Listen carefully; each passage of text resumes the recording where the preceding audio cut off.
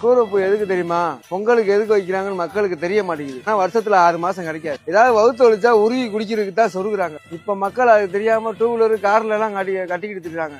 பொங்கல் ஆச்சுன்னா வீட்டுக்குள்ள வச்சா தேட முடியாதுன்னு வீட்டு வாசல்ல வைக்கிறது. இதான் தேவதாரு விதை 12 வருஷத்துக்கு ஒருக்கா முளைக்கிறது. இன்னொரு பேர் குதிரை புழுக்கன்னு சொல்லுவாங்க. நரம்புகளுக்கு நல்லது, சாப்பிடலாம். ஆனா அது பத்தியம் பண்ணணும். அதுவும் இந்த கருடன் கிழங்குன்னு வீட்டுல கட்டுறாங்க. இந்த கிழங்கே எதுக்கு கட்டுறாங்கன்னா, ஏதோ பாம்போ விசக்கடியோ கடிச்சிட்டாங்கன்னா அவர் சாப்பிட்டோம்னா ஒரு 4 மணி நேரத்துக்கு விஷம் ஏறாது. அதுக்கு தான் இதையும் வீட்டுக்கு முன்னாடி கட்டுறது. கருடன் கிழங்குன்னு ஏன் சொன்னாங்கன்னா, பாம்பு கழுகும் சண்டை போடும்போது கழுகு இதை தான் போய் சாப்பிடும். இது கண்டங்கத்திரி மாதிரி தான் தெரியும். ஆனா அது கண்டங்கத்திரி கிடையாது. இதுல உள்ள சிவலிங்கம் உள்ள சிலை இருக்கும். இந்த சிவலிங்கம் முட்டைக்கருவில் இருப்பார். இது காசுலாம் கிடையாது, ஃப்ரீயா தான் கொடுக்குறேன் நான். 9 லிங்கம் இருக்கும் ஒரு சிலைக்குள்ள, ஒரு பழத்துக்குள்ள. சாமியல்ன்றவங்களுக்கு இது ஒரு எடுத்துக்காட்டு. ரெண்டாவது, அரசாங்கத்துல ஏதாவது கடை மாதிரி கொடுத்தாங்கன்னா நான் நிறைய வீடியோல சொல்லிட்டேன், அரசாங்கத்துல யாருக்குமே தெரிய மாட்டேங்குது. கவர்மெண்ட்ல இருந்து வேற வண்டி கொடுத்துருக்காங்க. ஆமா, நன்றியை தெரிவிச்சுக்கிறேன். வண்டி கொடுத்துருக்காங்க. அதை வச்சுதான் இப்ப இங்கேயே போட்டிருக்கேன். நான் 13 வருஷமா கடை போட்டதுல இது 7வது இடம். கடை லொகேஷன் வந்து மதுரை சர்வதேச ஹாக்கி மைதானத்துக்கு நேரே ஆப்போசிட்.